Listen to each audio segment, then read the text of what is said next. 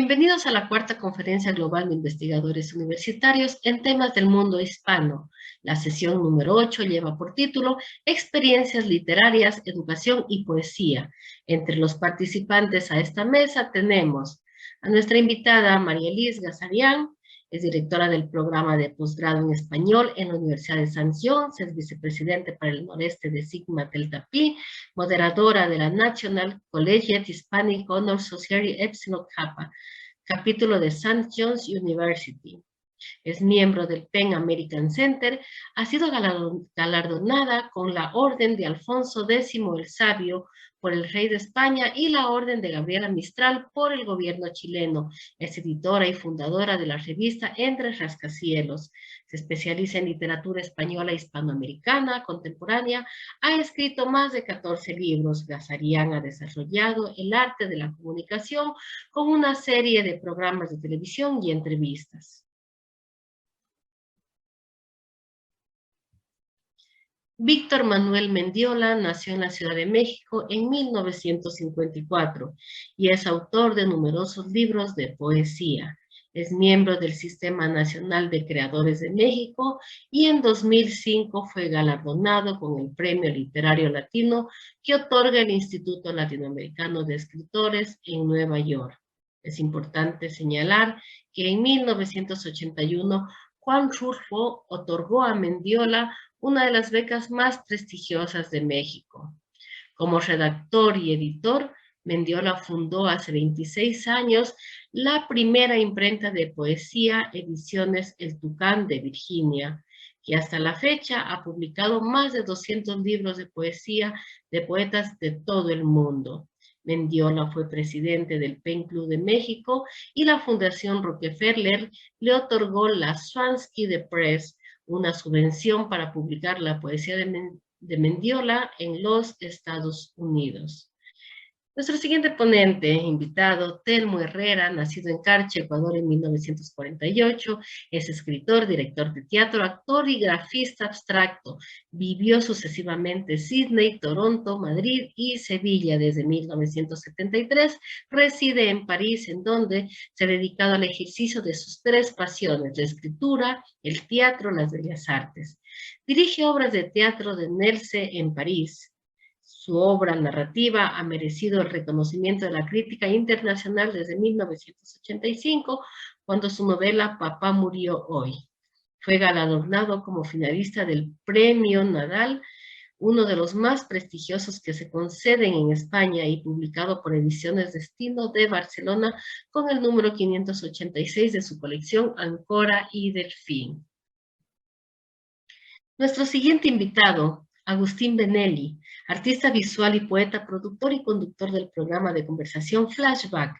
Sus poemas han sido publicados en periódicos y en diversas antologías nacionales e internacionales. Fue invitado por el poeta y gestor Paul Nilsson en 2015 a leer en las ciudades suecas de Malmö y Lund.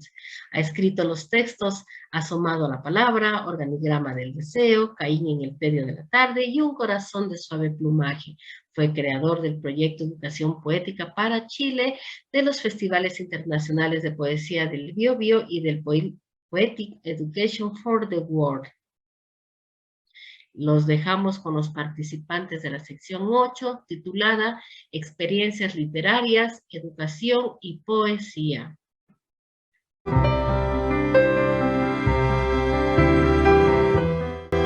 Y todos esos versos salieron de noche. Salieron de noche en el silencio, la soledad. Bueno, la soledad de día y de noche durante esos días tremendos.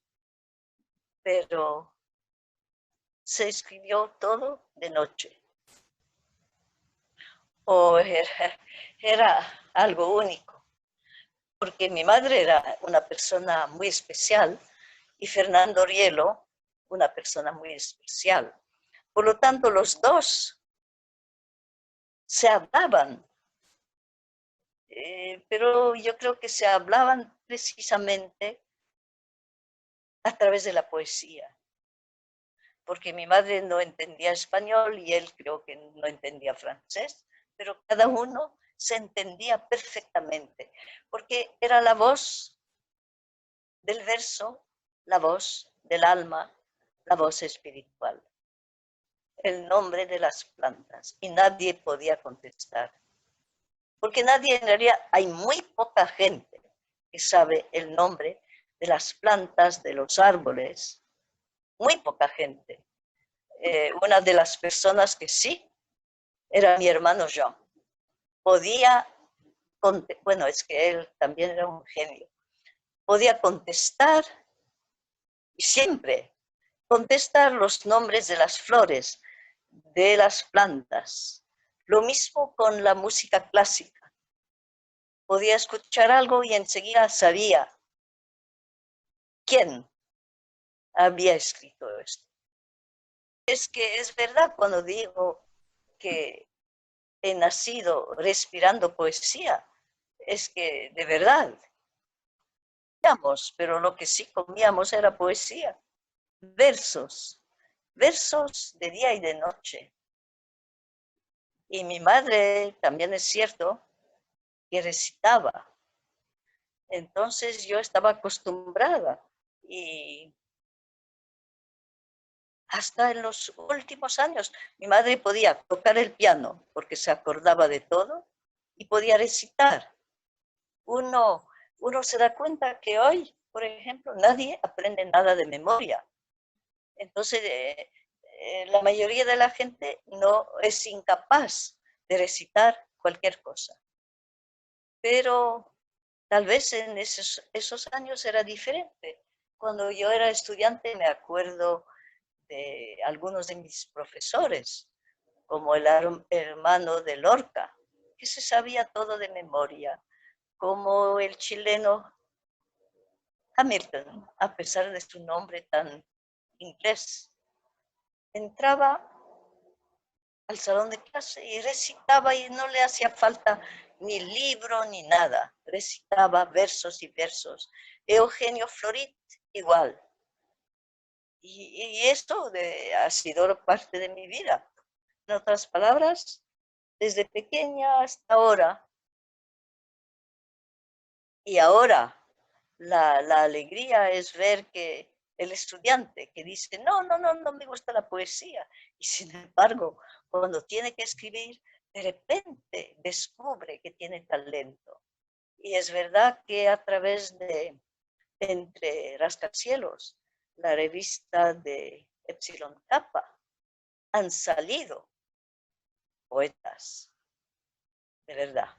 Por ejemplo, Alberti, en mi coche, escribió un poema. Estábamos en el puente, hacía calor, no se podía mover, había un tráfico espantoso. Entonces yo tenía a Alberti a mi lado y estaba preocupada por él. Y de repente veo que saca un cuadernito chiquitito y empieza a escribir un poema. Y estaba feliz. Estaba en el sur de España, no estaba en el puente de las 59. Estaba en España. Y ese poema que existe y que está en uno de sus libros, lo escribió en mi coche.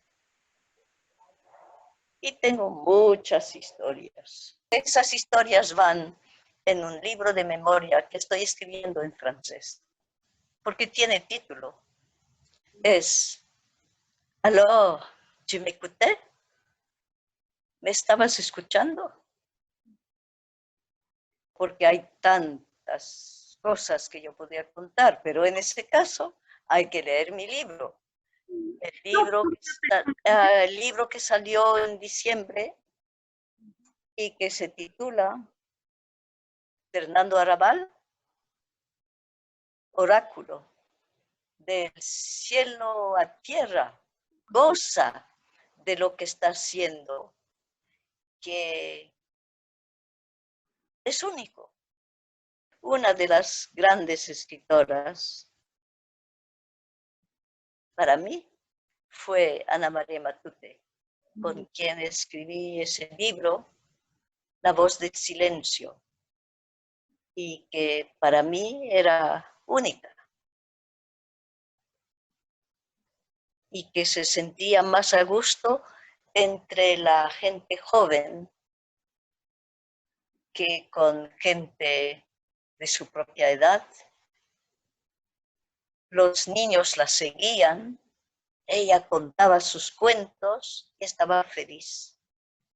Cuando un escritor llegaba a Nueva York o antes de llegar, me llamaban y enseguida se ponían en contacto conmigo y yo entrevistaba, que eran poetas o escritores tanto de España como de Latinoamérica, y he entrevistado a una cantidad de escritores, tanto en televisión, en CBS, en NBC, en programas hispanos, en la televisión de St. John's, o para libros, en medio de la noche, por teléfono. En otras palabras, he hecho muchas entrevistas. En el otoño, en agosto, el 24 de agosto, voy a enseñar un curso precisamente sobre el arte de la entrevista en St. John's. Y es un arte, porque hay que saber prepararse para hacer una entrevista. No es solamente hacer preguntas, sino encontrar esa pregunta que puede abrir puertas. Bien, hice entrevista a Rosa Montero. También a su queridísima amiga Rofé le hice una entrevista.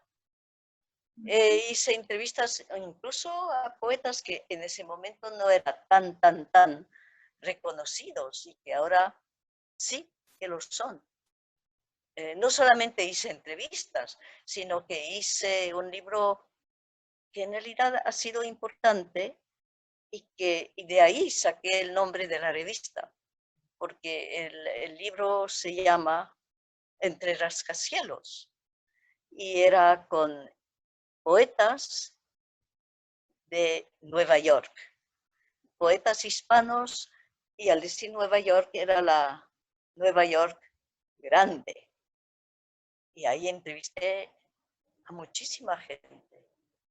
En realidad he escrito como 15 libros, además de 24 números de la revista, pero sí, como 15 libros. Lo que pasa es que tengo pasión y siempre he dicho que para enseñar lo que sea, y en realidad no importa lo que se enseña, pero hay que tener pasión. Y si no hay pasión, bueno, mejor no estar ni estudiando ni enseñando, porque un profesor sin pasión no es profesor, un estudiante sin pasión no es estudiante. Hay que tener pasión en la vida. Si no hay, bueno, hay que hacer otra cosa.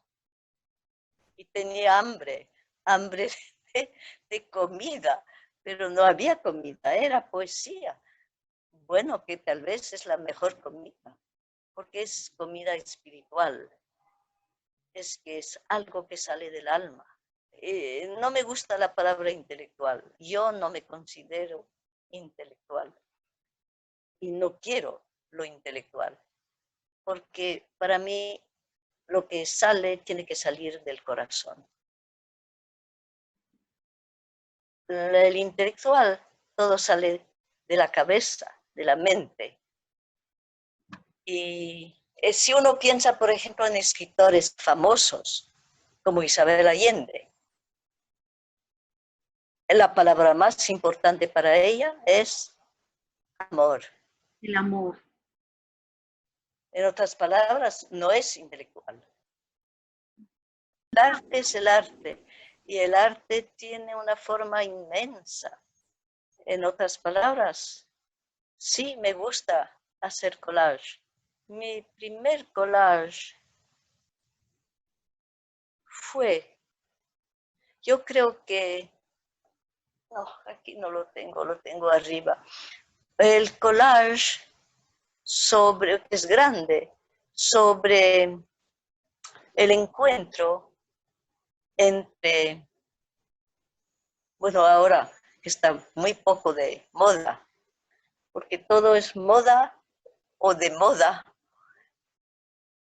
fue el encuentro de dos barcos que yo me inventé. Un barco que salía de España, otro que salía de América y que se encontraba. En otras palabras,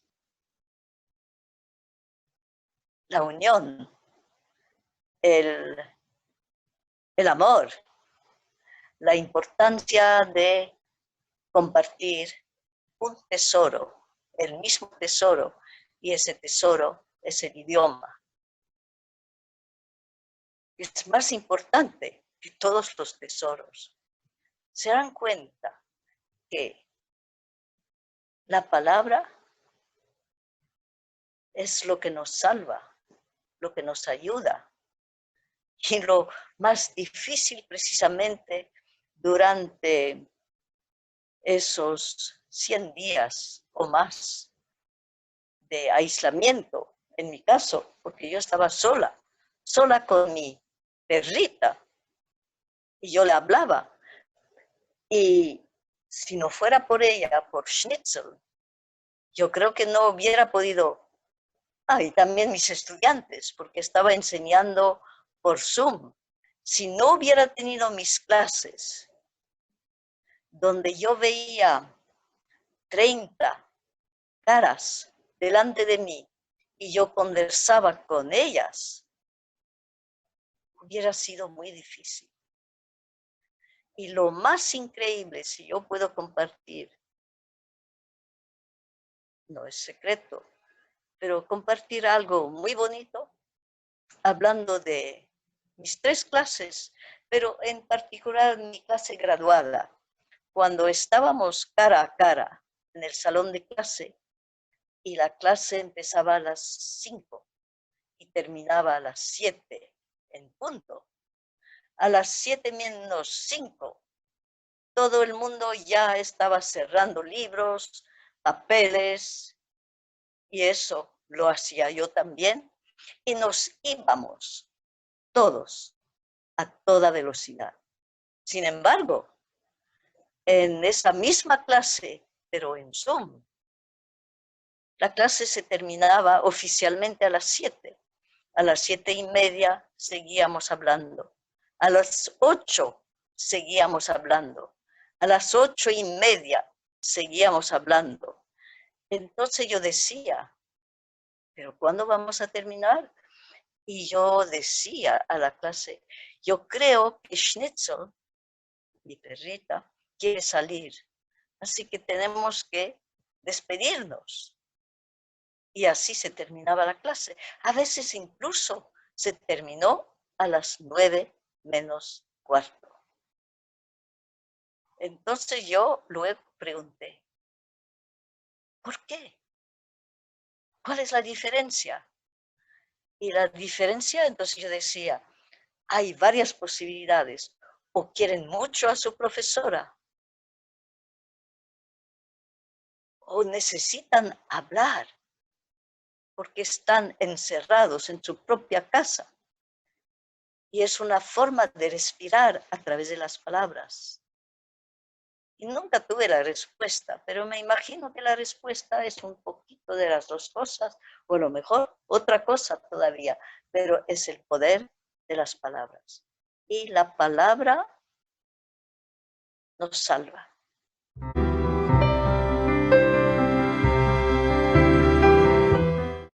Bueno, yo tengo muchos años desarrollando una labor en torno a la edición de libros de poesía, por un lado. Y por el otro, me he dedicado a observar cuidadosamente a lo largo de 40 años, 45 años, el proceso de desarrollo de la poesía mexicana, hispanoamericana, latinoamericana. Por supuesto, dedicándole mucho tiempo al aspecto que tiene que ver con la relación de esta literatura o estas literaturas con otras literaturas en otras lenguas, en la lengua inglesa, en la lengua francesa, porque como editor he publicado muchos libros en versiones bilingües. De este modo, podría decir que mi labor como escritor, como poeta, como crítico, como editor, ha sido en buena medida tratar de indagar qué es lo que sucedió en la poesía mexicana por un lado y en la poesía de nuestra lengua en los últimos 50, 60 años. Porque si miras el catálogo de mi pequeña editorial Ediciones en Tucán de Virginia, vas a notar que he publicado muchos poetas importantes de la segunda mitad del siglo XX. Por poner tu caso, publiqué a Elizabeth Bishop, a Ted Hughes, pero también he publicado autores que jugaron un papel importante en la primera mitad del siglo XX como Reverdí. Pero mi catálogo está sobre todo concentrado en poetas muy significativos de la segunda mitad del siglo XX, como los que ya mencioné y a los que podría agregar de otra forma a Octavio Paz, a Juan Ros, y muchos poetas hispanoamericanos. Excelente. Como parte importantísima también de este encuentro de culturas, de este encuentro de lenguajes, sobre todo los que vivimos en los Estados Unidos, el hecho de hablar en el español, hablar en inglés, hace que también estemos rodeados de diversas otras lenguas. Nos gustaría que nos hablaras sobre la influencia del español en los Estados Unidos, la importancia, qué cosas se pueden hacer para seguir manteniendo el idioma, para que se hable, para que nuestro idioma sea más enfocado a la parte intelectual, a la cultura, que no sea visto como un idioma de como un segundo idioma, sino que qué es lo que le hace falta para su relevancia como uno de los idiomas intelectualmente desarrollados. Bueno, es una pregunta difícil porque frente al hecho de que nuestro idioma está jugando un papel importante en el desarrollo económico y social de los Estados Unidos, debido a la gran migración que hay de personas que hablan nuestro idioma, el castellano, y que sobre todo provienen de México, Centroamérica y muchos también sudamericanos. Quizá habría de otra manera que agregar el intercambio que hay entre Estados Unidos y España, pero la relación entre Estados Unidos y España es de otra índole. No hay una migración fuerte. Me imagino que mucha gente de España va a Estados Unidos y se queda en España, pero es un fenómeno, es decir, no lo podemos colocar en la misma dimensión de cambio, de comunicación, de intercambio, como la que ocurre entre Estados Unidos y México, y Estados Unidos y en general Latinoamérica. El papel del español en Estados Unidos es muy importante porque hay una población de habla española muy grande, aportando recursos, creando riqueza como trabajadores en los Estados Unidos. Ahora, esto es en el plano económico, en el plano social. En el plano cultural sucede de alguna manera algo extraño. No sé si se puede decir que sucede lo contrario, pero la relevancia de nuestro idioma en términos culturales en los Estados Unidos, cuando digo la relevancia cultural, me refiero a el impacto en los principales centros de reflexión intelectual, me parece que es limitado. Entonces, ¿cómo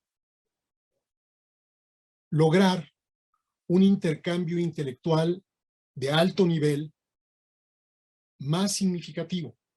Bueno, pues yo creo que el primer paso, y eso lo sé yo como editor, yo he editado muchos poetas norteamericanos, ya te dije que edité a Elizabeth Bishop, pero también edité a Adrienne Rich, edité también a Mark Strand, muchos poetas norteamericanos. y no solamente los he publicado, sino he tenido contacto con ellos y en ocasiones los he invitado a México o en otras ocasiones he estado con ellos en los Estados Unidos. Entonces, ¿cómo lograr un intercambio más intenso? Pues me parece que eso tiene que suceder necesariamente a través de los libros y de las ediciones.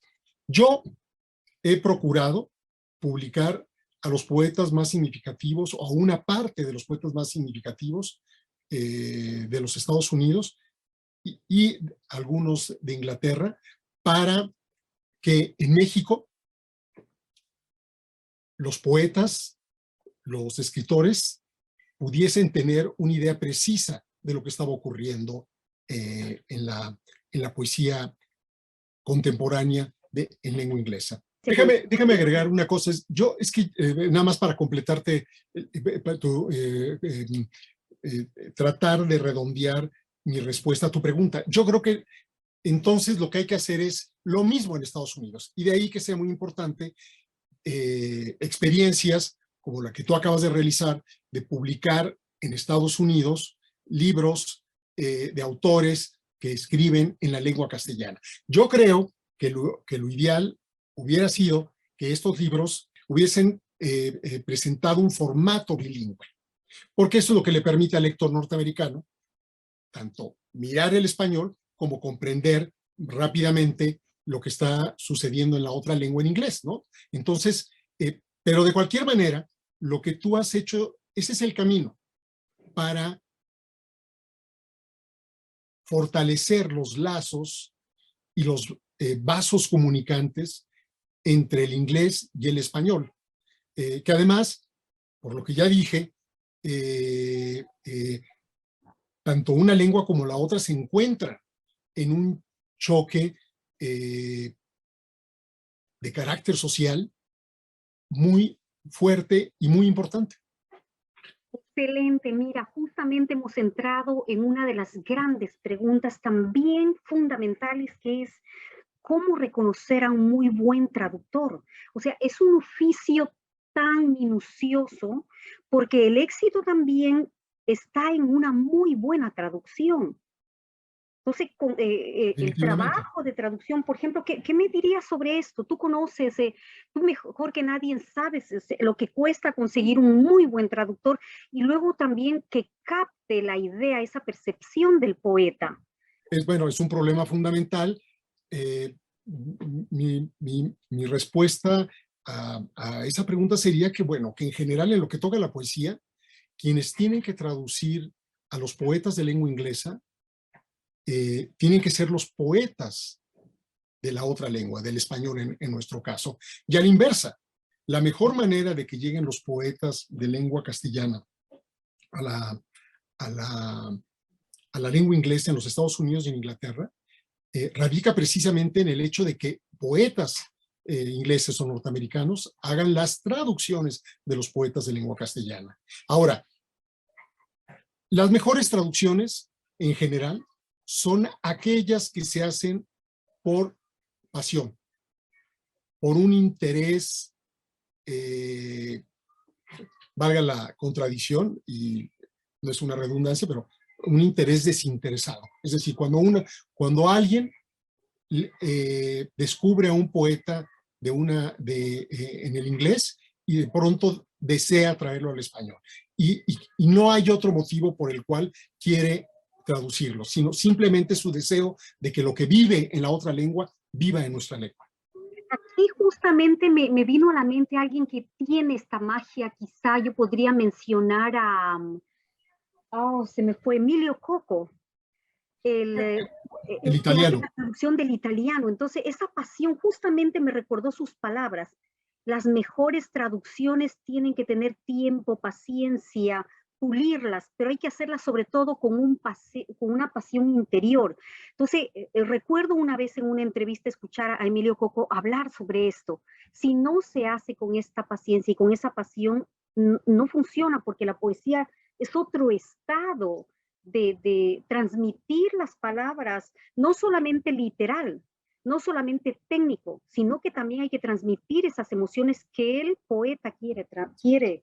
Bueno, es que el problema fundamental es que cuando tú traduces un poema del inglés al español o de otra lengua al español o del español a otra lengua, tienes que hacerlo con un grado de fidelidad más o menos alto, pero al mismo tiempo tienes que lograr que el poema que has traído al español, en el caso de nuestra lengua, sea un poema. Que yo creo que en muchos casos lo que uno observa es que los poemas traducidos, que son traídos a nuestra lengua, que son traducidos, trasladados, no son un poema. No funcionan como un poema. Eso es muy difícil porque requiere de un esfuerzo muy grande. Precisamente por esa razón es fundamental, en el caso particular de la poesía, que las traducciones las realicen poetas. Yo no estoy negando con esto el papel importantísimo que tienen las traducciones académicas, que en general no tienen, carecen de un valor poético, por lo menos en muchos casos, pero que sí nos dan una aproximación que posee un grado de fidelidad que es importante. O sea, nos permite entender lo que el poeta está diciendo en la otra lengua. Pero el problema fundamental es que al traducir es fundamental mantener la fidelidad, pero también es fundamental mantener el espíritu de la poesía, que lo que está pasando de una lengua a otra no pierda la poesía. Excelente. Muy bien. Avanzando, Víctor Manuel, esta conferencia que se realiza en Nueva York es tan fundamental, yo considero importantísimo porque estamos haciendo una labor de hablar el español a través de la poesía, expresarnos, que se vea en otro nivel. Y para esto también lo hemos dedicado al poeta español Miguel Hernández. Obviamente, Miguel Hernández, su historia, como la de historia de muchísimos grandes intelectuales, es en la época de la República en España, que emigran a los países de Latinoamérica. De hecho, en España en esa época en la época de la guerra civil, estaba prohibido editar poetas, muchísimos poetas que emigraron y se publicaron en México, en Argentina. ¿Sí? Háblanos un poquito sobre estos grandes intelectuales que llegaron a México. Bueno, en primer lugar, te podría decir que producto de ese acontecimiento, de ese suceso trágico que fue la derrota de la República Española, por efecto de ese suceso, en el caso mexicano, aquí vino a vivir Luis Cernuda, que es uno de los grandes poetas de la generación del 27, y él tuvo contacto con poetas mexicanos y dejó aunque él era un hombre discreto, un hombre que tenía así una vida más bien retirada, él tuvo un impacto muy grande en la poesía mexicana. Ahí están como una muestra de esta importancia, los ensayos o el ensayo que escribió Octavio Paz sobre Luis Cernuda, que es un ensayo increíble, muy importante. La influencia de estos poetas que emigraron a América Latina, como es el caso de Alberti, que él radicó en Argentina muchos años, es muy grande, porque modificaron, no solo con sus textos, sino con su presencia, el hacer de los poetas en esta parte del mundo. Miguel Hernández fue leído con cuidado en México y mi generación en particular leyó con atención su poesía, pero sobre todo ese libro increíble que tiene un título, el título del libro es también maravilloso, El rayo que no cesa. Y yo, desde muy joven, me encontré con ese libro porque era el libro que circulaba y me sentí inmediatamente no solo atraído, sino fuertemente impactado, modificado por la poesía de él. Porque además, por otra parte, en la poesía de Miguel Hernández hay un elemento de una, no sé cómo decirlo de manera exacta, lo estoy diciendo en esta conversación en forma hablada, hay una sencillez, pero al mismo tiempo hay una brutalidad lírica sorprendente que, sobre todo cuando eres joven, te provoca una enorme atracción. Y eso fue lo que me ocurrió a mí, y es lo que yo recuerdo que le ocurrían a muchos de mis amigos poetas, que también jóvenes poetas. Excelente. Víctor Manuel, para nosotros realmente es un honor tenerte dentro de esta antología dedicada a Miguel Hernández con el apoyo de la Fundación Miguel Hernández. Tu libro se llama Tan Oro y Tan Ogro. Sí. Es una colección de 1990 al 2020 de poesías. Bueno, luego nos gustaría que nos leas estas varias obras tuyas. ¿Y por qué tan oro y tan ogro? Bueno, es una especie de contradicción, ¿no? En el libro hay una parte que tiene que ver con un lado, vamos a decir, luminoso, pero también tiene otro lado oscuro. El oro representaría ese lado luminoso y el ogro la parte oscura del libro. Es una manera de expresarlo. Casi todas las cosas en este mundo están constituidas son poliédricas, tienen muchos aspectos, pero en ese carácter poliédrico de todo lo que constituye nuestra vida y nuestro mundo, muchas veces podemos distinguir una oposición fundamental, que es la oposición entre la luz y la oscuridad, o trasladada al plano de los sentimientos, podemos observar una oposición entre el amor y el dolor, o entre la tristeza y la alegría. Entonces, son como las caras distintas de un poliedro que va cambiando de luz, que va cambiando de estados de ánimo, que va cambiando de fortuna. Y entonces ese título un poco quiere hacer alusión a ese hecho contradictorio y al mismo tiempo múltiple que constituye nuestra vida, o que por lo menos siento que constituye, o que es un elemento de la mía, ¿no? Excelente, sí, fundamental en tu obra ese sentido de los opuestos. Víctor Manuel, la música y la poesía, ¿qué nos podrías opinar sobre la música y la poesía? Por ejemplo, me recuerdo ahora cuando Kerouac hacía sus intervenciones, la influencia del jazz, el piano cuando él leía. Mira, ¿sí? Es un gran tema, porque siempre se ha dicho que la poesía es música, y en todos los tiempos los poetas han puesto el acento sobre ese aspecto, que es un aspecto de la poesía, porque la poesía no solamente tiene el lado musical, sino también tiene el otro lado, que es la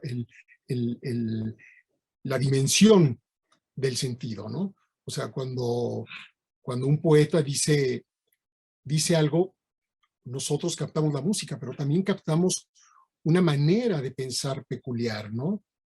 ¿Qué tengo yo que mi amistad procuras? ¿Qué interés te sigue, Jesús mío? Que mi puerta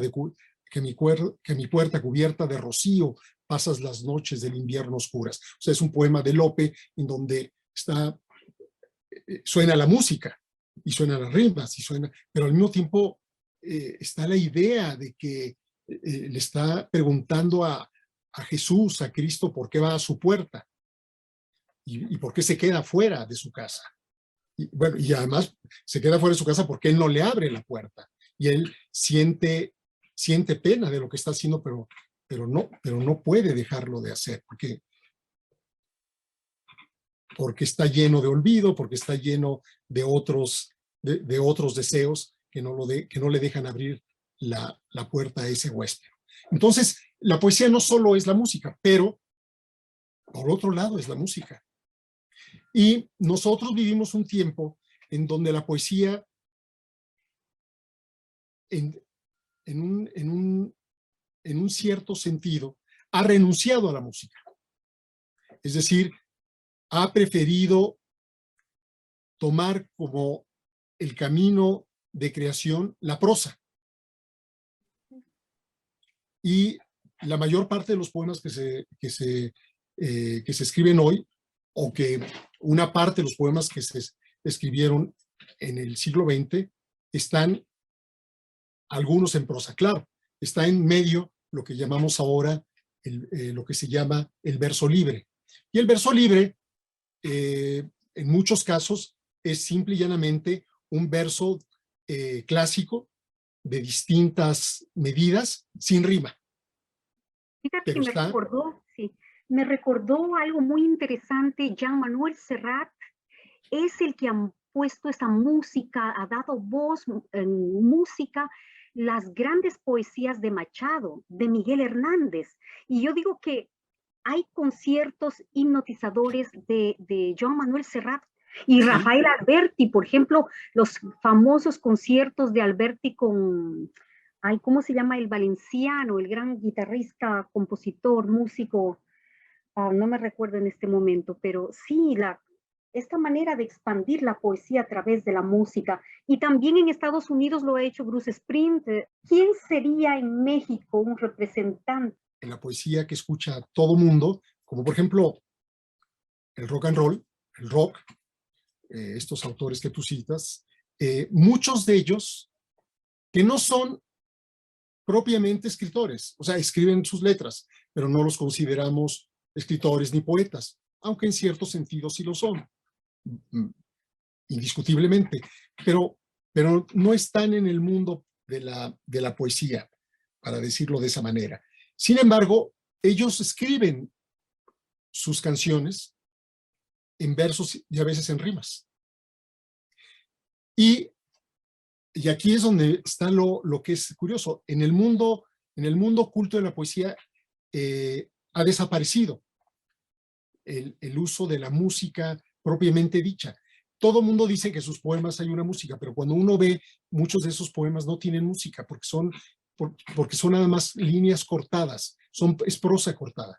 Entonces, ahora, muchos de esos poemas tienen un valor indiscutible y grande por lo que dicen, porque su fuerza radica en su capacidad metafórica, en su capacidad analógica.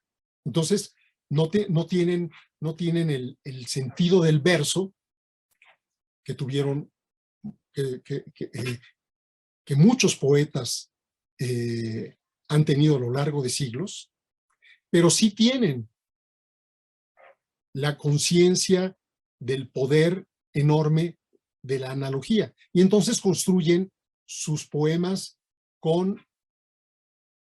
esa fuerza. Ahora, tú me preguntas en México. Pues en México, como en otros lugares, los poetas están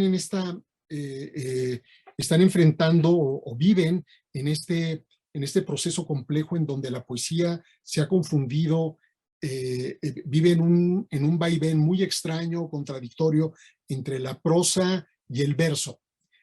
Hay algunos poetas que usan el verso. Ahora, déjame decirte, esto que estoy diciendo es relativo, porque si uno revisa, por ejemplo, grandes poetas del siglo pasado, como por ejemplo en el caso de México, como Paz, pues es un poeta en verso. Y tiene una música moderna, pero tiene una música que al mismo tiempo es de todos los tiempos.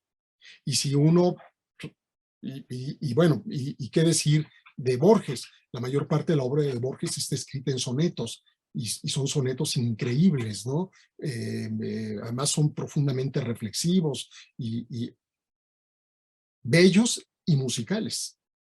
Y muchos otros poetas lo hicieron, pero hay una corriente importante, sobre todo en la segunda mitad del siglo XX, de poetas que abandonaron el verso y exploraron el mundo de la prosa. También me vino a la mente, fíjate, alguien muy interesante que ha tenido muchísimo impacto, que es Raúl Zurita. Raúl Zurita y también ha planteado una nueva, esta música materia, la materia musical. Entonces Sí, bueno, o sea, tú te refieres a esos poetas que al decir sus poemas utilizan música con instrumentos, ¿no? Eso es a lo que te refieres. Sí, sí. Sí, bueno, sí, pero el problema, eso lo vuelve muy interesante, pero la música viene de afuera entonces. Ahora, yo no digo que en Zurita es un poeta muy importante y tiene poemas que son increíbles. Zurita es un gran poeta, ¿sí? Porque es un poeta de tono mayor, al estilo de los grandes poetas chilenos. Pero el poder de su poesía radica en esa capacidad enorme que tiene de construir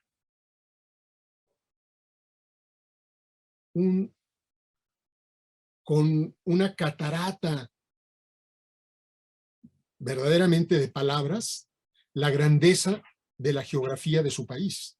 Y por otra parte, el terror del dolor y la injusticia que vivió también su país. Entonces, él logra, por un lado, un tono muy alto de carácter épico cuando habla de la naturaleza de su país, pero al mismo tiempo, cuando se aproxima al dolor que sufrió su país en la dictadura, sus poemas tienen un carácter enorme por el tono bíblico de sus textos. Entonces, su fuerza está en su capacidad expresiva, que es enorme. Nos encantaría, Víctor Manuel, seguir continuando viendo esta evolución de la poesía y la influencia que tiene en el arte, que tiene en la música, en diferentes expresiones. Yo creo que en otro momento volveríamos a hablar justamente de estos planteamientos, la poesía y la academia, la poesía y las artes, ver cómo hemos ido evolucionando y hasta qué punto la poesía mantiene ese valor por sí misma. Y luego también cómo nos adentramos también en la presencia con la juventud para incentivar justamente a difundir la poesía en el pueblo, porque siempre decimos que la poesía está alejada del pueblo justamente por su contenido intelectual. ¿Tú crees eso? ¿Que es difícil comprender la poesía? Sí y no. Yo creo que en la poesía hay un elemento sofisticado, indudablemente, o por lo menos en una parte de la poesía existe un elemento sofisticado que probablemente no la hace accesible en una primera instancia a un gran público. Pero me parece que en un segundo plano, esa poesía que aparece como sofisticada, muy sofisticada, precisamente por su música y precisamente por su hondura en lo que toca a tocar problemas de carácter humano, puede acceder a un gran público. Es un problema complejo. O sea, ¿cómo haces que Primero Sueño de Sor Juana Inés de la Cruz pase a la lectura de gente joven o de gente que no se dedica a leer de manera que no es un lector permanente? Pues es difícil, ¿no? Piramidal funesta, de la tierra nacida sombra, al cielo encaminabas de altos obeliscos. O sea, el lenguaje es el lenguaje barroco que en una primera instancia no te está dando el objeto del poema, sino que tú tienes que hacer un esfuerzo y además tener paciencia para que aparezca la figura, el sentido, el motivo fundamental del poema. Es decir, el poema no va a aparecer solamente, no se te va a dar gratuitamente. Y bueno, y mucho menos a la manera como se dan muchas canciones en el mundo moderno, que es a gritos y con una fuerza estridente, ¿no?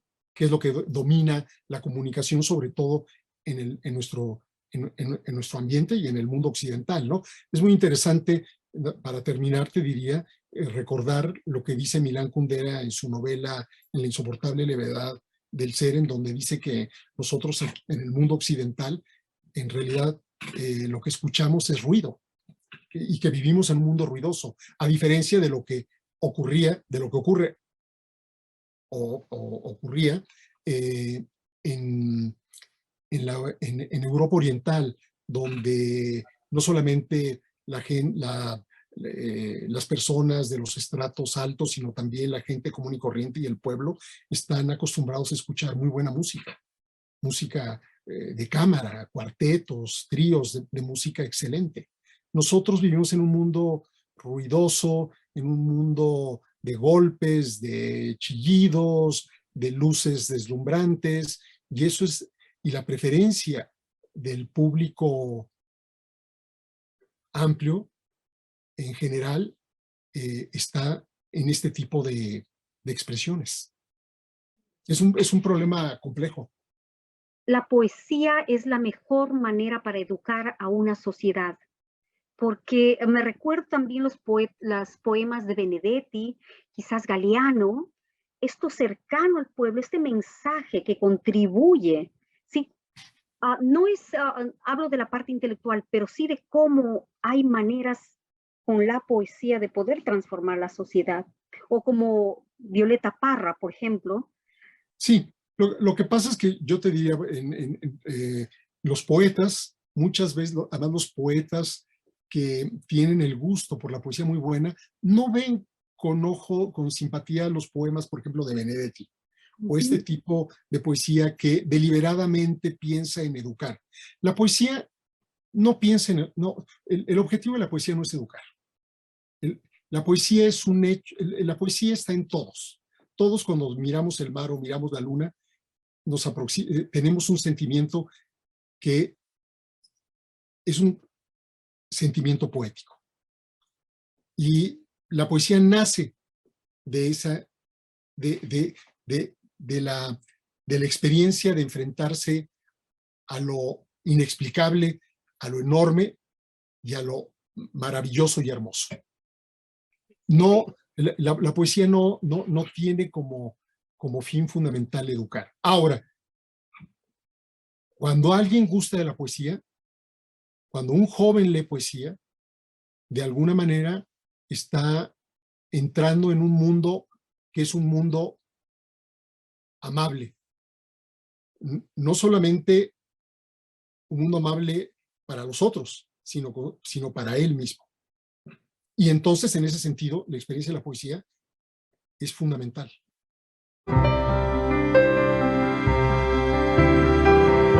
Era el 80 años de la muerte de Miguel Hernández, que nadie hizo nada para sacarlo. Neruda vivía todavía, Alexander vivía todavía, premio Nobel, Cernuda vivía todavía. Bueno, y había muchos escritores, y yo no sé por qué no le sacaron a Miguel Hernández de la cárcel. Yo todavía no entiendo. No entiendo. A veces no sabes si es una cuestión política, si es una cuestión institucional, si es... Para mí que creo que era como todos los que escribían poesía en esa época y todos los que hacían literatura en esa época, eran entre paréntesis señoritos. El único que no era señorito de toda esa época era Alberti. El resto eran señoritos. Si mira, Lorca era un señorito. Para que sea abogado en esa época y que vaya a España y que iba a Madrid con gente, con puro señorito. Entonces ellos, y de pronto aparece un obrero, es decir, un recogedor de olivas, un hortesano, creo, y que empieza a escribir poesía, y buena poesía, como que eso les dolía en el alma, ¿no? Es decir, no sé. Sí, que de la misma incluso clase social haya alguno que se separe del grupo, ¿no? Sí. Parece mentira, y esto en algunos aspectos, bueno, a veces el mismo grupo social no te lo perdona, ¿no? Porque sí, claro. Es como un poco denunciar a tu grupo. Ya en la Universidad de Nanterre, Emmanuelle Sinardet, una profesora ahí que se ocupa ecuatorianismo, y es profesora de español, y ahí en Nanterre. Yo le había pasado un momento dado el libro desde el país, desde la capital de los mal genios, ¿no?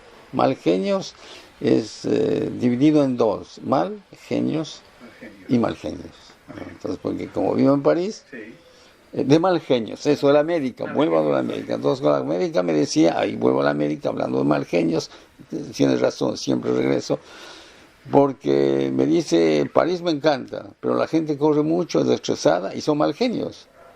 Entonces, de ahí viene mal genios y mal genios. Entonces, cuando Mónica ya empezó a hacer la diagramación de la portada, le di ese libro y ella hizo un análisis del libro en la universidad, habló de la poesía de Telmo Herrera, que generalmente a mí me conocen como novelista, no como hacedor de versos, que digo yo, ¿no? Y bueno, mira, el libro está ahí. El libro está ahí, el libro lo tengo, una edición muy preciosa, que lo hizo con mucha delicadeza y muy bien hecho, como a mí me gustan los libros. Porque me olvidé de un hombre muy importante. Yo había hablado de un tal Fernando, y hay un hombre muy importante que se llama Juan Antonio Rodríguez Tous. Él dirigió por más de 20 años la revista una revista de filosofía que era considerado una de las más prestigiosas de España durante 20 años. Él fue uno de los iniciadores de CAA Editores Sevilla, que editó justamente mi primer libro de poesía, La publicidad, cuento de hadas del siglo XX. Y el mismo grupo luego editó Correo Aéreo, para avión, y en inglés ya no sé ni cómo se dice, pero diría Airmail, creo que se dice, que me disculpen. Eso era algo muy importante. Luego, hablando de poesía, claro, luego publiqué en Madrid, en la editorial Playor, el libro de poesías, algo así como un poema, 78.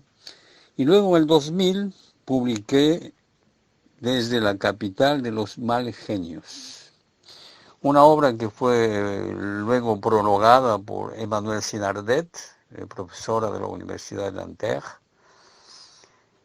Y luego, 20 años después, mira, todo lo que se escribe al final, cuando es bueno, vuelve a aparecer.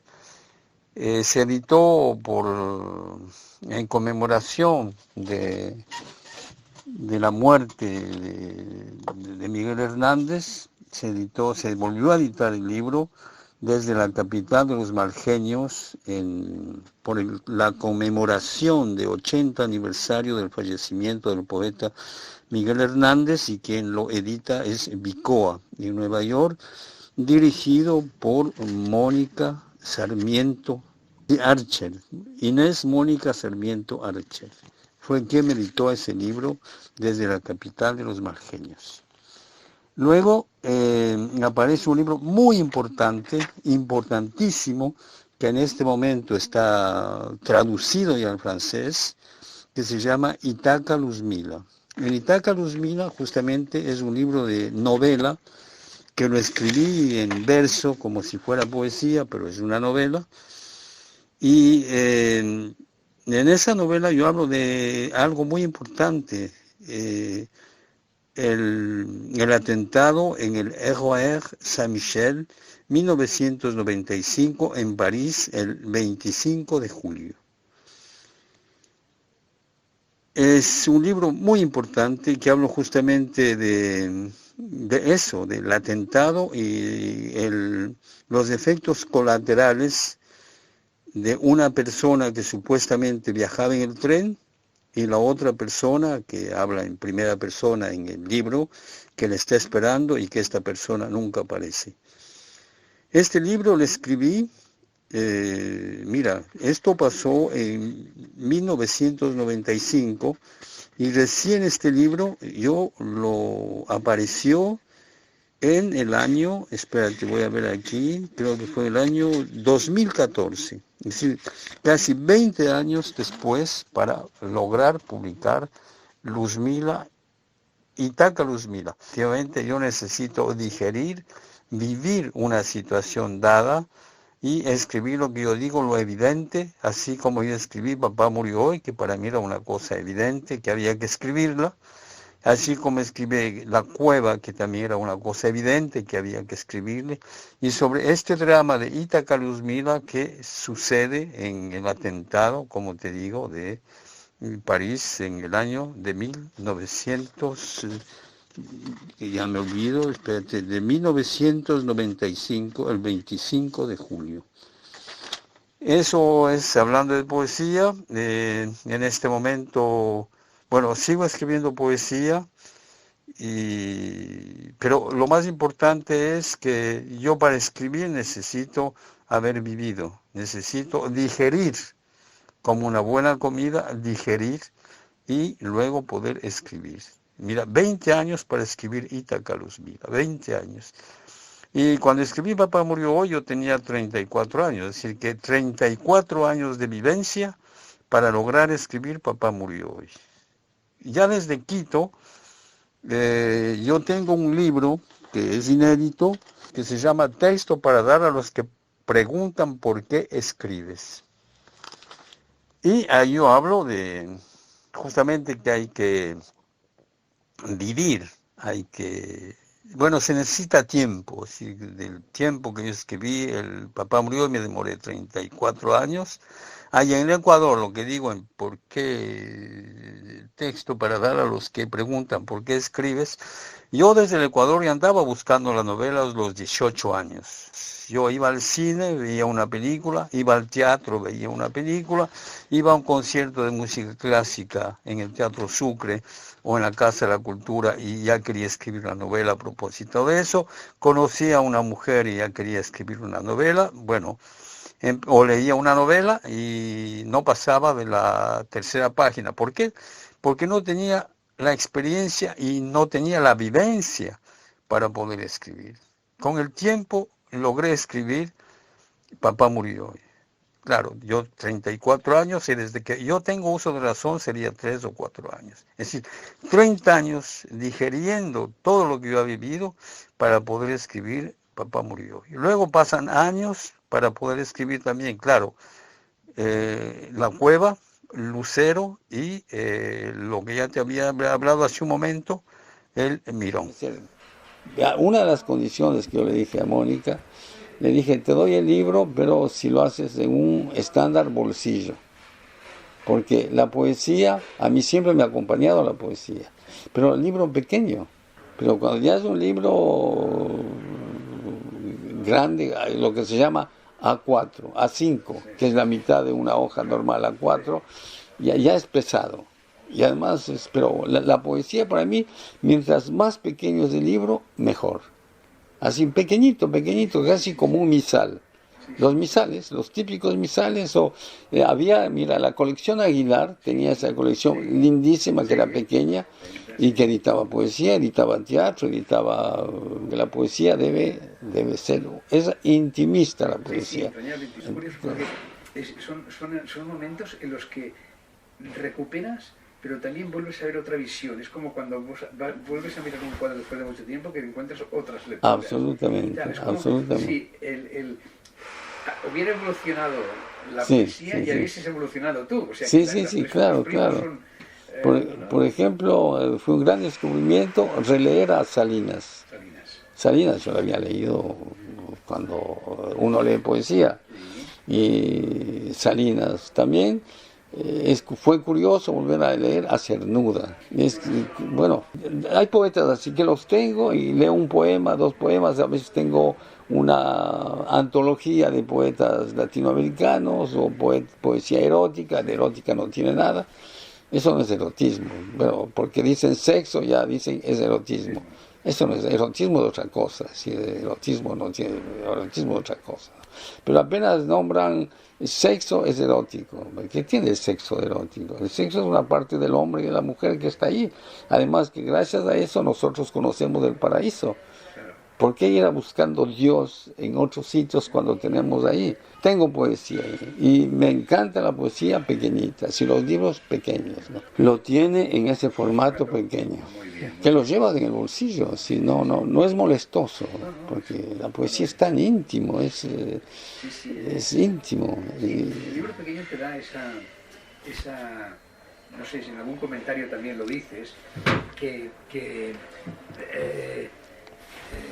es como cuando hablabas de como si lo llevaras encima, ¿no? Es una cosa andante.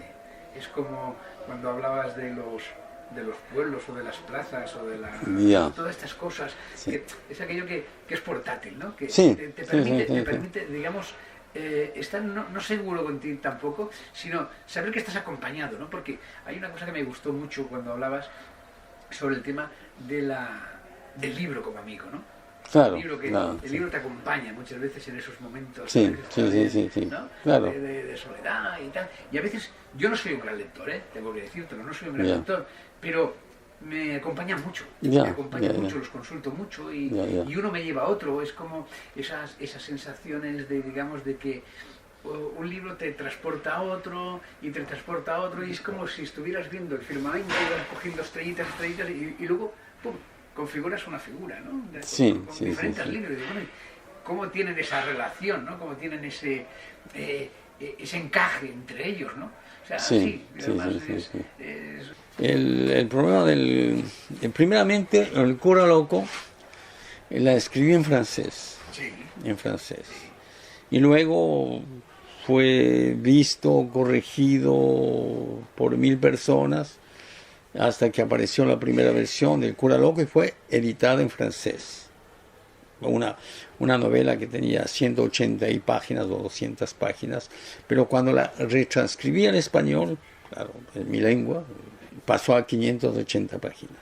Pero bueno, entonces, la novela que te digo, Anita A., no quiero cometer el mismo error, y lo dejo ahí. Y de vez en cuando escribo algo en francés. Tengo una obra de teatro que se llama Aló, la voix de portable es impenetrable, quiere decir, aló, la voz del teléfono es impenetrable, como decir, aló, la voz del Señor es impenetrable. Esa también la escribí directamente en francés, quise traducirla al español, pero no es lo mismo, musicalmente no es lo mismo. Y ahí se acaba con el ciclo, te digo, con el Cura Loco, se acaba con el ciclo andino, con el ciclo de Ecuador, y ya te hablé del margen, te hablo de Anita A. En este momento yo tengo varias novelas que están inéditas, que me van a editar en Sevilla, que una de ellas, una novela escrita como una obra de teatro, y teatro escrita como una novela, que la van a editar. Y es una novela teatro donde es el tema bastante largo, y el título lo dejo tal cual. Dice, por haber metido la mano detrás de una guillotina para retirar el guante, perdió la mano. Ese es el título de la novela. Y eso no lo cambio. Eso no lo cambio. Entonces, esa novela está ahí. Entonces, eso ya es casi teatro-novela. Entonces, en esa novela hablo de la relación entre dos personajes, porque todas mis obras de teatro generalmente son para dos personajes, no más. ¿Por qué? Porque yo trabajo en París en teatros pequeños. Y sobre todo que crear una compañía de teatro es muy difícil, muy complicado, pero dos personas es más fácil. Dos personas. Entonces, casi todas mis obras están escritas, incluso las novelas están escritas para dos personas. En esta novela que te digo, es la historia de una mujer que llega, un hombre que se levanta y le ve a su mujer sentada en el sofá tomándose un café y le dice, ¿te gusta la obra que he escrito? Dice, sí, pero estás tratando siempre el mismo tema. Sería bueno que escribas otro tema. Y dice, ¿qué tema? Entonces dice, por ejemplo, dice, ya te comenté el tema del tío y la sobrina. Dice, no, ese tema me suena a Lolita. Bueno, ok. Dice, ¿y? ¿Dónde está el problema? Dice, ¿tú no puedes escribir el mismo tema sobre Lolita? ¿Crees que Nabokov, cuando escribió, no haber leído esa historia en otro sitio? ¿Crees que la historia de Romeo y Julieta es un invento de Shakespeare? Dice, eso ya existía. ¿Crees que lo de Don Juan le escribió Zorrilla o así porque sí? Ese mito ya existía, es un mito antiguo.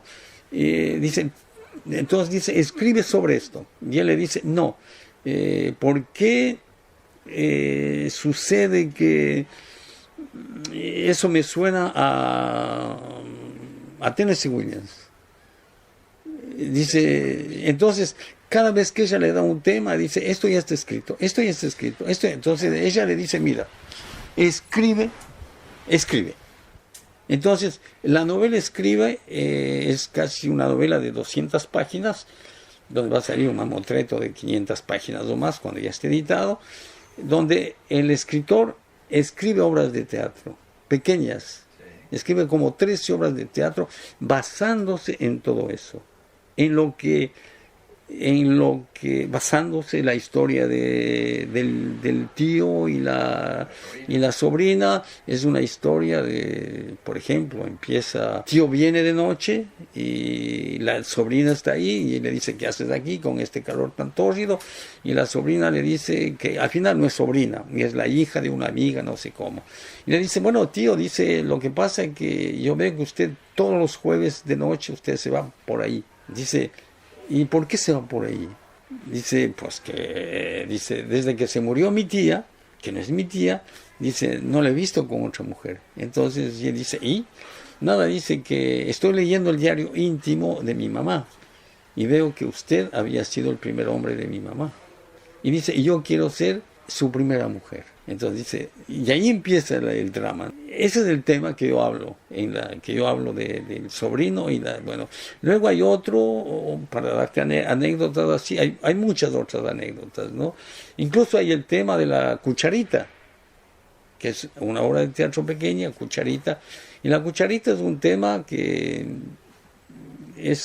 me pasó a mí, la cucharita. Cuando en Quito, un tío mío, sacerdote, que no sé dónde sacó dinero en esa época, en el siglo pasado, para venirse a educar en Florencia, no sé dónde sacó dinero, ¿no?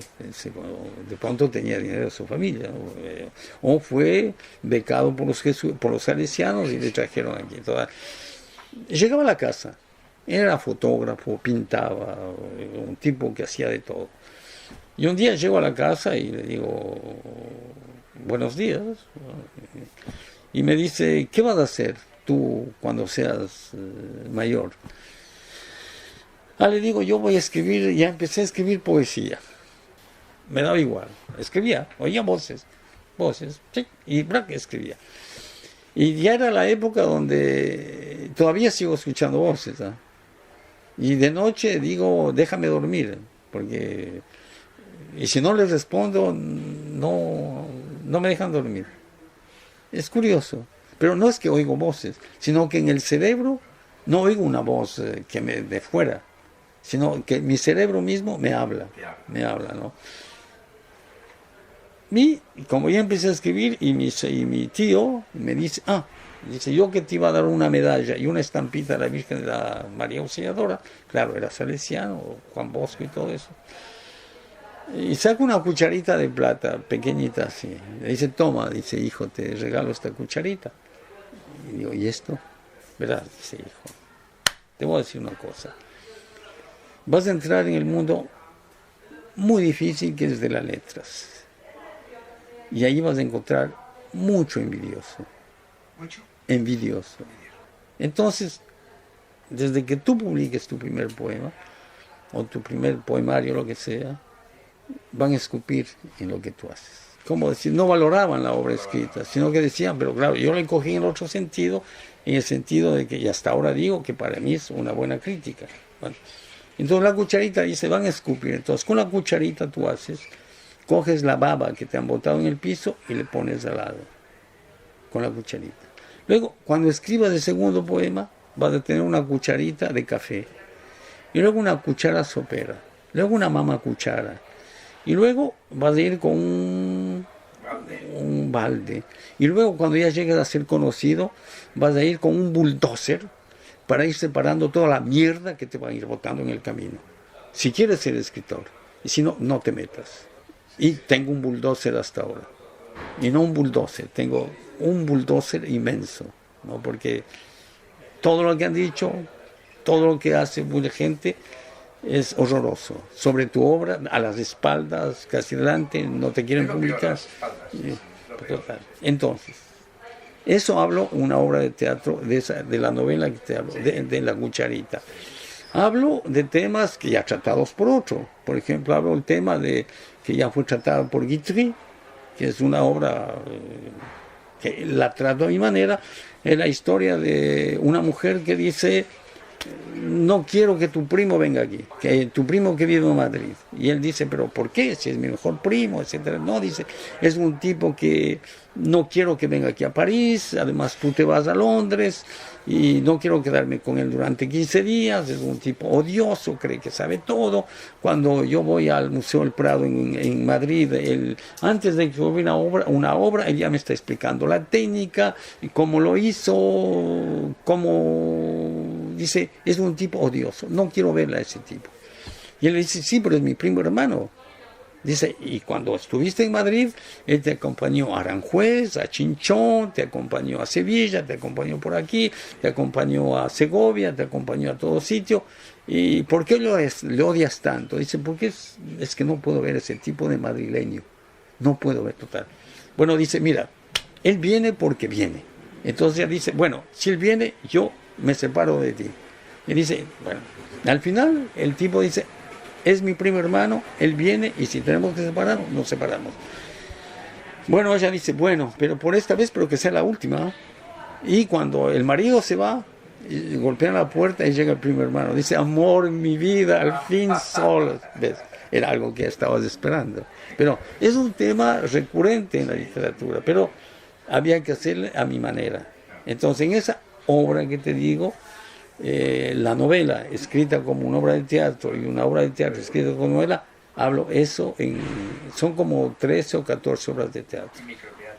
Y microteatros, porque además vasos comunicantes. Yo no había oído hablar eso de microteatro. La primera vez que le vi fue en Sevilla hace unos 10 años. Aquí en Barcelona hay el pasillo delante uno que acaban de cerrar, ya. Aquí en Gracia, que son obras de teatro de 10, 15 Sí, minutos, claro, sí. Y tal, y Sí. En un departamento como este, sí, que allí está una obra de teatro, se cierra la puerta, vas al baño y están 3 personajes escuchando a alguien que está en servicio higiénico diciendo un monólogo, y es curioso, y costaba 3 euros la entrada. Sí. A mí me pareció fascinante. Me dijeron, uno de ellos me dijo: Telmo, ¿por qué no escribes microteatro? Y empecé más o menos a escribir microteatro, pero bueno, había que encontrar una actriz, había que encontrar un actor y todo eso, y total. Y de ahí me viene la idea de escribir esta novela que hago. Entonces, el teatro, verás, el teatro, yo empecé escribiendo teatro escribía obras de teatro desde Quito, obras pequeñas. Pero claro, como luego me dediqué a la poesía, y sobre todo a la novela, abandoné el teatro. Pero de tanto escribir teatro, de tanto hacer teatro, porque ya estoy como 50 años en la dirección de teatro y dirijo teatro todo el tiempo, empecé a encontrar el mecanismo teatral, lo que yo llamo diálogo directo. Al fin, me dije, me salgo de la novela, esa cosa narrativa que tienes que estar recreando personajes, ambientando los personajes, y aquí son diálogos directos. Y me fascinó escribir el diálogo directo y empecé a escribir obras de teatro, de las cuales se publicó un libro de teatro en Sevilla que se llama Personajes, en la librería Atopía, una editor Atopía, el que me va a publicar esta novela que te digo. Atopía. Y al mismo tiempo está pensando ya escribir el segundo tomo de mis obras de teatro. Porque en este momento tengo unas 40 obras de teatro escritas, de las cuales 9 están editadas, de las cuales solo se han presentado 3 obras Bueno, se presentó Celos Joviales en París, que se le tradujo al francés. Luego en Sevilla monté Ayúdame, que es una historia de parejas, que lo presenté en Sevilla, luego en París, en un festival de teatro. Y en este momento estoy preparando una tercera obra mía que se llama El Automóvil, que la estoy presentando y posiblemente venga aquí a Barcelona a presentar esa obra, porque Vasos Comunicantes conocí a un director de un casal que está aquí cerca del Arco del Triunfo para arriba, un casal que está allí. Entonces hablé con el director y le digo, bueno, mira, yo aquí no conozco grupos de teatro, no conozco salas de teatro. Me dice, pero lo puedes presentar aquí. Yo te ayudo. Me dice, ¿y cuántos días? Le digo, mira, sería una semana. Dice, pero ven aquí. Entonces de pronto yo tengo que mandarle todo un documento para poder presentar la obra de teatro. Entonces, de esas obras de teatro, del primer tomo, hay 3 obras de teatro que están, que las vamos a presentar al público. Y de ahí hay otra también que estamos presentando, que estaba ensayando en francés, porque están traducidas al francés. Es otra obra que son 2 viejos, o de cierta edad, que están casi en edad terminal, y que viven con aparatos. Y un momento dado se conocen 2 personas y se hacen amigos. Dice, ¿qué tal si desconectamos la máquina antes de que llegue la enfermera y nos dé un mes más de vida? Entonces, esa es la obra de teatro. Esa la estoy ensayando también. Y el resto, te digo, hay un segundo tomo de Personajes 2, porque no cambio el título. Si escribo 10 tomos de teatro, todo va a ser Personaje 1, Personajes 2, Personajes 3, y siempre con la misma portada. No cambio la portada. Personajes 1, Personajes 2, Personajes 3. Entonces, el próximo año me publica este editor Atopía, la obra de teatro, la novela, que es escrita como un teatro, el teatro escrito como una novela, y el segundo tomo de obras de teatro, de 9 obras de teatro. Y tengo el tercer tomo, que son 21 obras de teatro, pero 21 obras de teatro entre pequeñas y más grandes. Y de esas, curiosamente, de esas obras de teatro estoy escribiendo novela, porque el tema es como vengo de la novela, primero escribo teatro, para voy a lo que yo llamo diálogo directo, y una vez que ya está hecho el obra de teatro, digo, pero esto es un tema para hacer novela. Es lo que estoy haciendo en este momento con la obra Ladrón de una novela ajena, que en principio es una obra de teatro, que va a ser editada en el tercer tomo entonces, en este momento lo estoy escribiendo como novela, que por el momento tiene 54 páginas, pero creo que irá a las 100 páginas, y ya le estoy redondeando, estoy dándole más carácter de novela. No quiero cambiar el diálogo directo tampoco, hay guión y el personaje, personaje como el teatro, pero poco me importa.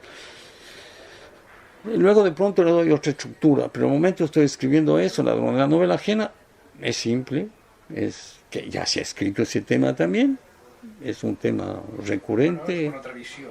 Sí, otra visión.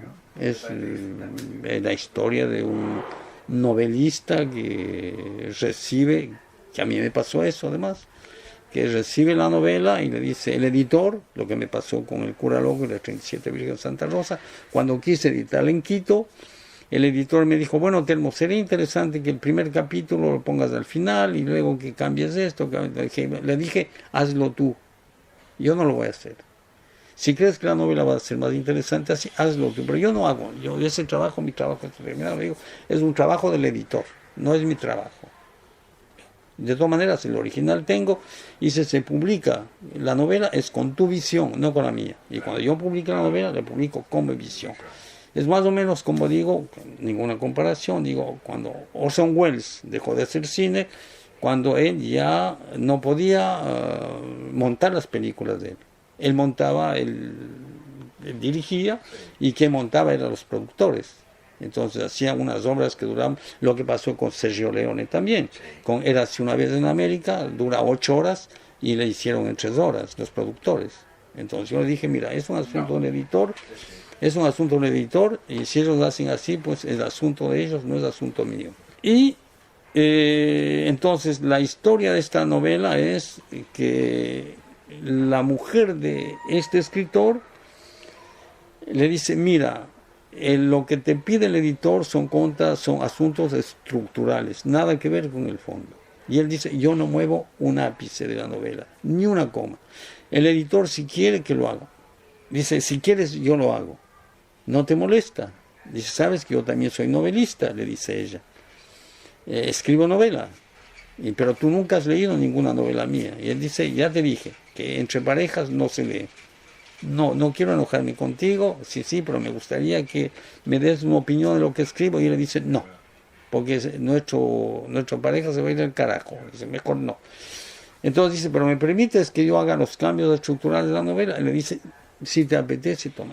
Ella va a un café a trabajar y de pronto aparece el ex marido de ella. Y le dice, hola mi amor, ¿cómo estás? Y ella dice, hola, novelista frustrado, ¿cómo te va? Entonces, ahí dice, claro, dice, ¿cómo hace tu marido? Le dice el marido actual, para escribir como él escribe. Dice, porque se da a fondo. Es un tipo generoso en el lenguaje, en todo. Dice, en cambio, tú eres avaro. Dice, incluso, creo que cuando hacíamos el amor, hasta el esperma contabas para no darme demasiada esperma. Eso eres, un avaro. Y un avaro no puede escribir novela. La novela tiene que ser generoso, darte todo por el todo, el 100%. Sino, no, y tus novelas son calculadas, son memorizadas. Dice, claro, él dice, lo que pasa es que en la escuela de periodismo y cuando empecé a trabajar en otros sitios, ahí me formatearon bien y me quitaron el alma de novelista. Dice, sí, pero ganaste mucho dinero con eso. Dice, sí, dice, he escrito muchas novelas para otros.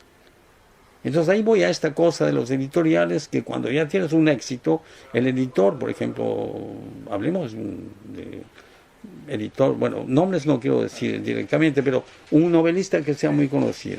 A un momento dado se cansa de escribir. Entonces el editor le dice, mira, no te preocupes, yo lo hago por ti. Yo tengo un negro que va a escribir como ti.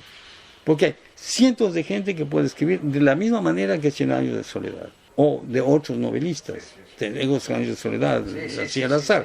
Entonces el editor, él dice, tú como negro, le dice la mujer al ex marido, tú has escrito novelas, has escrito biografías para los presidentes, para ciertos ministros. Dice, es que yo quiero escribir la novela. Dice, es que tú nunca serás novelista. Jamás. Nunca. Y dice, bueno, entonces, ¿qué haces aquí? Ah, dice, veo que tienes una novela de tu marido, que puedo ojearle. Dice, no, tú no ojeas para nada. Mi marido me dio la novela a mí y yo, dice, sí, pero... Ah, dice, se te cayó una hoja, y se cae una hoja.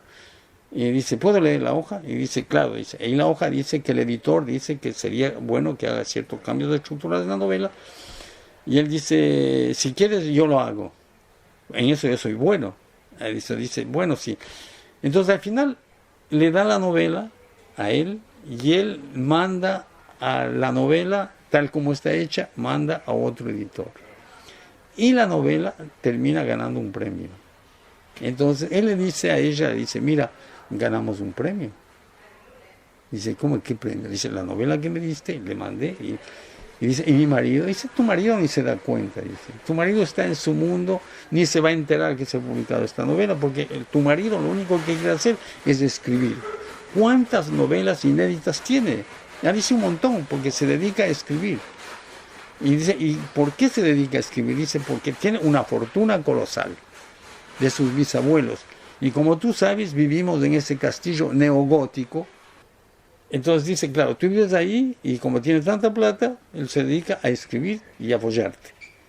Dice, sí, dice, además es un vicioso. Dice, sí, es que a mí me encantan los viciosos, siempre me han encantado los viciosos y no los tranquilitos como tú, avaros, no total. Al final deciden, dice, bueno, entonces, y dice, ¿qué tal si publicamos otra novela? Dice, bueno, publicamos una novela, pero si me prometes ser fiel solo conmigo, porque ya te conozco. Entonces, el asunto llega de tal manera que un momento matan al verdadero, hace un crimen horrible, porque la mujer se queda encinta de él. Para no quedar... Entonces, igual, hay un asesinato horroroso en la casa. Un asesinato. Porque el tipo, él le pide más manuscritos de él. Y ella no le quiere dar manuscritos. Dice, no te doy un manuscrito. Entonces él, como ya está siendo conocido, famoso, termina matándole a la mujer. Es decir, algo así como hizo Manson ahí en Hollywood, que le saque el bebé del vientre, es una matanza horrible, le mata al escritor y nadie sabe quién la ha matado. Entonces, este novelista que ya que no tiene más manuscritos, porque además no pudo robar manuscritos, porque la mujer había escondido los manuscritos donde nadie puede encontrar, los editores le dicen, bueno, otra novela, otro manuscrito. Entonces él dice, bueno, sucede que va a ese neogótico, a esa casa, y que está en venta y quiere comprarla. Y el que vende la casa dice, mire, esta casa es un poco un infierno. Todos los que han venido a vivir aquí no pueden vivir porque aquí se cometió un asesinato atroz. Y como es una familia antigua de 200 años, ¿qué crímenes no habrán cometido? Con los esclavas, con los esclavas. Es decir, que aquí hay un karma tal que es terrorífico. Ni se mete aquí. Y él dice, no, al contrario, dice dice, los únicos que pudieron vivir aquí es un grupo que trabajaba con la técnica de Grotowski y con todo gritos y todo ese tipo de cosas, un grupo medio maléfico, algo así. Ellos sí se demoraron, hicieron una obra de teatro aquí y luego salieron y triunfaron en toda Europa con esa obra de teatro. Entonces él dice, yo alquilo la casa. Entonces él alquila la casa y, claro, la casa está tal cual. Él empieza a vestirse con la ropa del escritor, que ya está muerto. Entonces él empieza a personalizarse del personaje. Y al final termina en un manicomio, termina loco el tipo. Entonces, cuando ya termina loco, hay la médica que se ocupa de él, publica la novela a su nombre, diciendo que ella ha publicado, que ella ha escrito esa novela, pero es la historia del loco que cuenta todo el crimen que él había cometido. Esa es la novela, que es una obra de teatro en principio, que ahora le estoy haciendo novela, y estoy fascinado con eso. Entonces, eso va a dar una novela. Y de esa novela, de pronto, me va a dar una idea para escribir una obra de teatro. O sea, el vaso comunicante. Sí, un vaso comunicante. Sí. Teatro, la novela, no sé qué es lo que va a dar. Vale. Pero en eso estoy, en teatro. Sí, bueno, no sé si algo más quieres preguntarme. Pues quería preguntarte, bueno, esto que hemos hablado antes de lo de esto de Miguel Hernández, Ya. la novela, el teatro, la poesía, el dibujo, todos ellos, bueno, todos estos manos ya hemos visto, los personajes, los mundos. A ver, el mundo, yo diría que muchos no son de ficción, sino que los personajes son muy reales, ¿no? O tienen una especie, digamos, de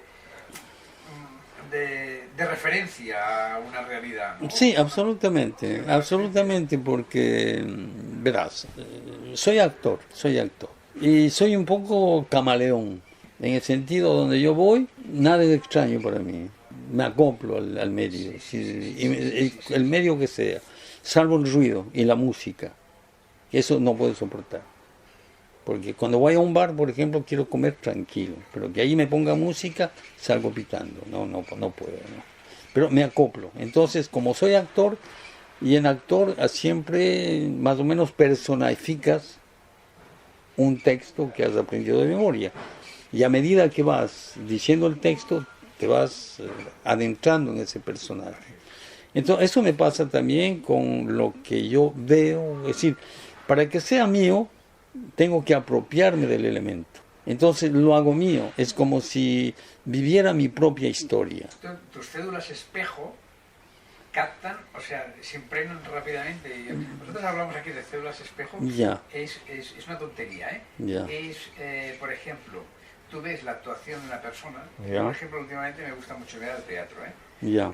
Me he dedicado mucho del tema del arte, pero Ya. el teatro en los últimos años me ha sido una cosa que me ha dado una tranquilidad, me ha dado un tempo Ya. diferente, ¿no? De cara incluso a la locución, de cara a ver las cosas de diferente manera. Esos silencios, que me encantan los silencios, cosa que antes me aterrorizaban y tal, ¿no? Pero las células espejos son aquellas que tú ves una cosa, te queda tan impregnada Ya. que la mimetizas, la haces.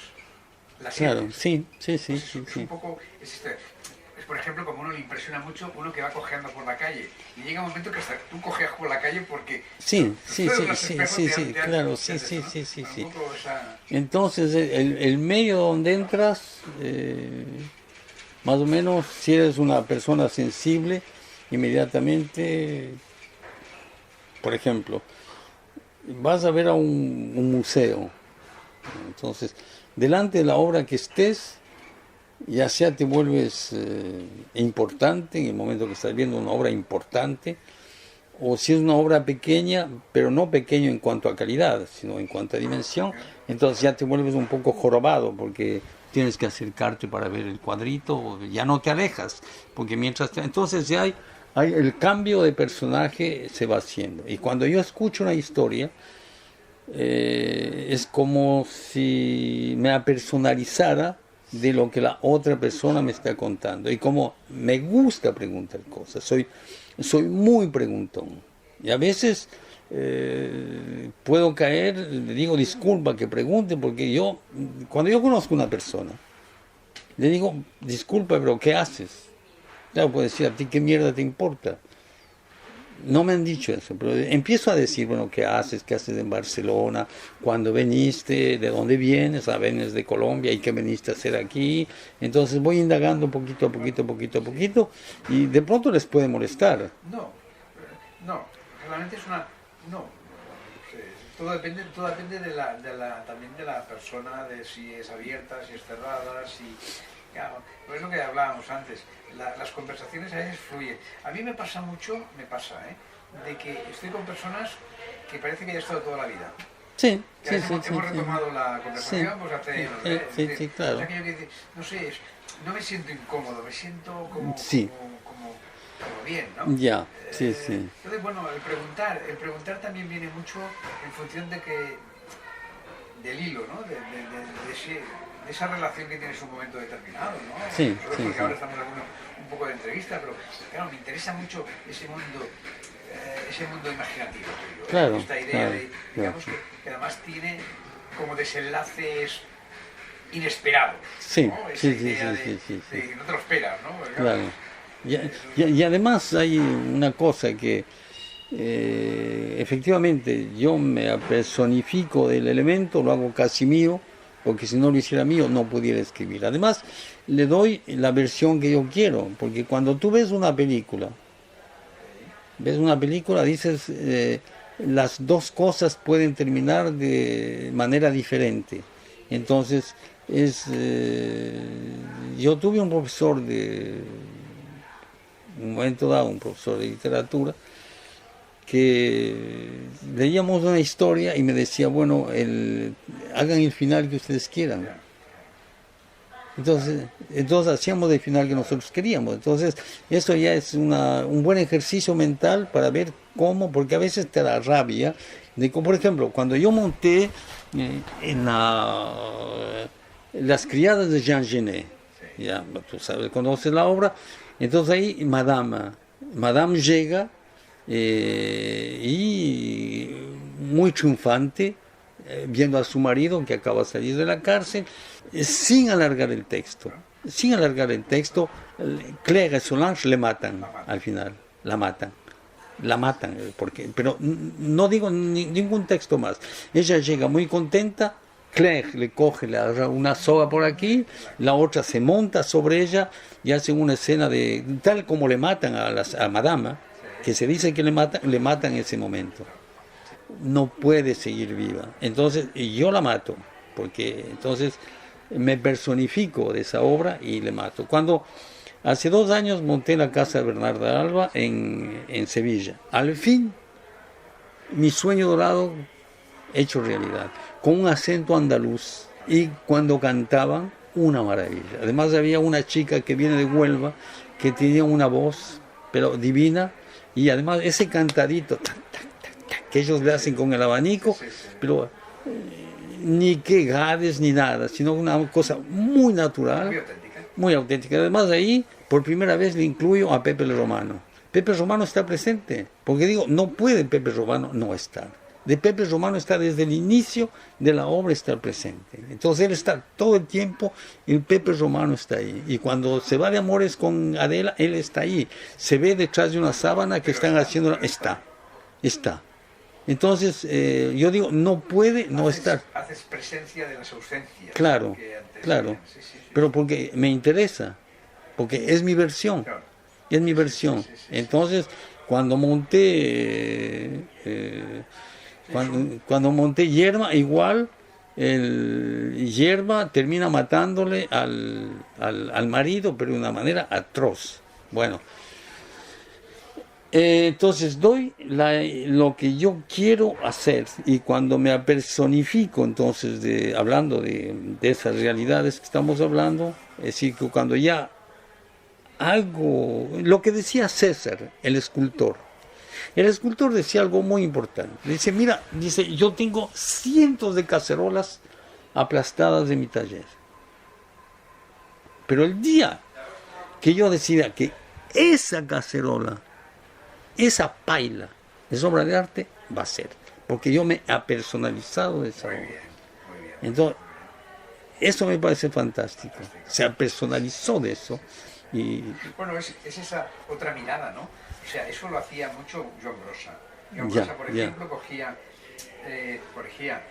algún objeto ya, y le impregnaba una fuerza que hacía esa poesía visual Ya. que da, que, claro, él decidía Ya. que eso, lo mismo Claro, que César, claro, ¿no? claro. Esa- entonces es el valor que tenemos nosotros los escritores, Sí. o los hombres de teatro y los críticos, de decir, esto es porque defiendes lo que tú estás diciendo, defiendes, porque dices, esta obra de Barceló me gusta, y otros te dicen, pero ¿por qué coño te gusta esto? Entonces tú dices, porque la forma, la perspectiva, la línea, el material que ha utilizado, el momento que lo hizo, y además puesto en esa esquina ahí es mejor que cuando estaba en la perspectiva aquí, es lo que pasa en el sol. Cuando tú ves de pronto ves algo que nunca habías visto, porque sucede que, por ejemplo, ese salón está oscuro, Sí. es por el momento. De pronto puede ser de noche, el sol viene por ahí, refleja ahí en el vidrio, y el sol te da una claridad que no te da esta claridad.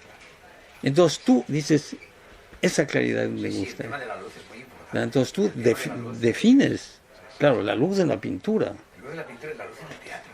La luz en el teatro. Y en la luz en el teatro. Yo utilizo mucho la luz en el teatro. Me encanta. Por ejemplo, imagínate que cuando la primera versión que hice Las Criadas en París, lo montamos en un sitio, era una cave, en un sótano, ¿no? Y utilicé la luz que se utilizaba hace muchos siglos, puede ser, pero un sistema que lo encontré en Atahualpa, donde yo vivía, donde me iba, donde había electricidad. Es un tacho, una cacerola grande, así, cacerola. En el fondo pones un espejo y adelante pones una vela. Una vela, sí. Te da Ahora una los luz. teatros del 19. Claro, así, eso se hacía. Entonces yo puse Esa magia. entonces, eso puse así, y daba una luz, una sombra, casi como las películas de el que hizo, ¿cómo se llama? El cineasta ruso, el que hizo el acorazado de Potemkin.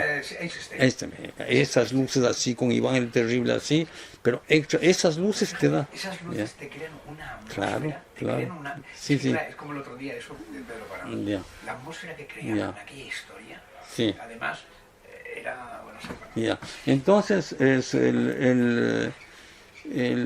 las luces, me personifico de todo lo que tú estás diciendo, que casi que fueran mías las cosas, hasta tal punto que me han dicho que yo escribo biografía. Yo he dicho, mira, así sea biografía, que no es, he dicho, el momento que esté escrito ya no es biografía, porque ya no te pertenece. claro. Es decir, yo no sé por qué tienen de decir que es biografía.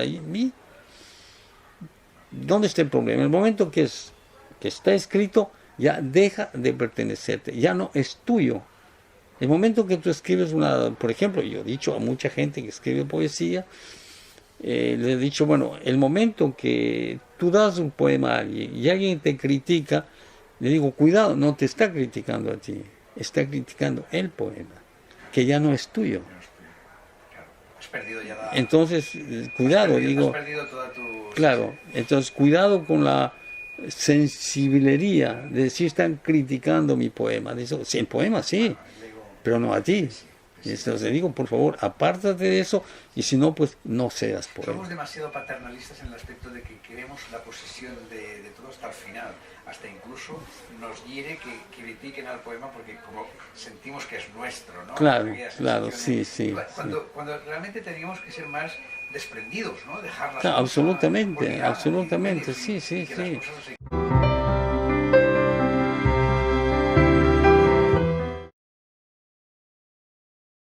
Estimadas amigos y amigos, un gusto estar acá compartiendo con ustedes y poder decirle primero que nada mi nombre, Agustín Benelli.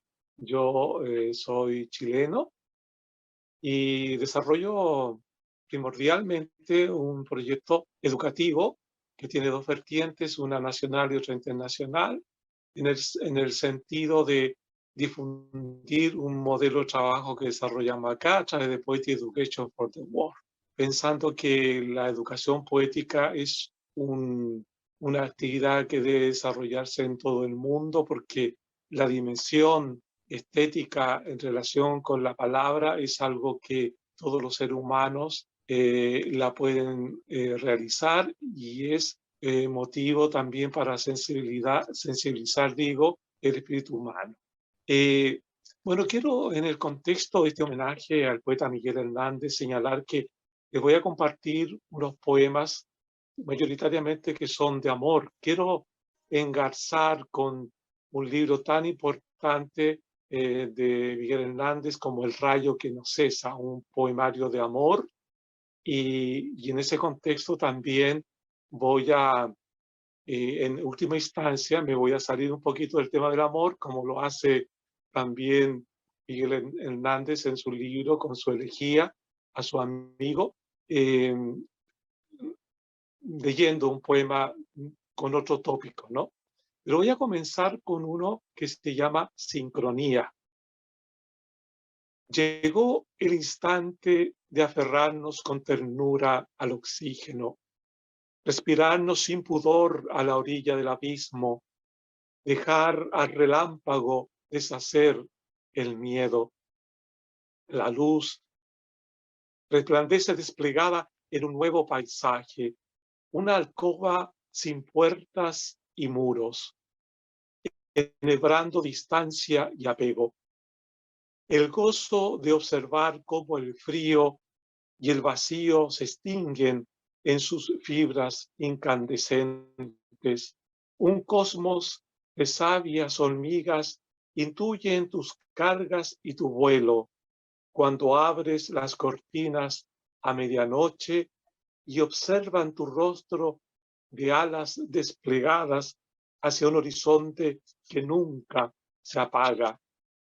Los arreboles del alba que aún permanecen en tu mirada las convencen de que las hojas del bosque a la luz de la luna son pequeñas barcas. En la visión de la noche, tu lengua lame el oxígeno, anuncias con tu humedad el querer y el nacer del salino corcel que cabalga tu sed y tus anhelos en una tempestad de praderas luminosas. La ola ha dibujado una imagen al entrar en tu pensamiento, eclosiona y conmueve las membranas de tu sangre, remece los cimientos de tus días. Sin temor nos respiramos, sin temor nos miramos los pies en la saliente sincronía. Llegó el instante de aferrarnos con ternura al oxígeno, respirarnos sin pudor a la orilla del abismo, dejar al relámpago deshacer el miedo.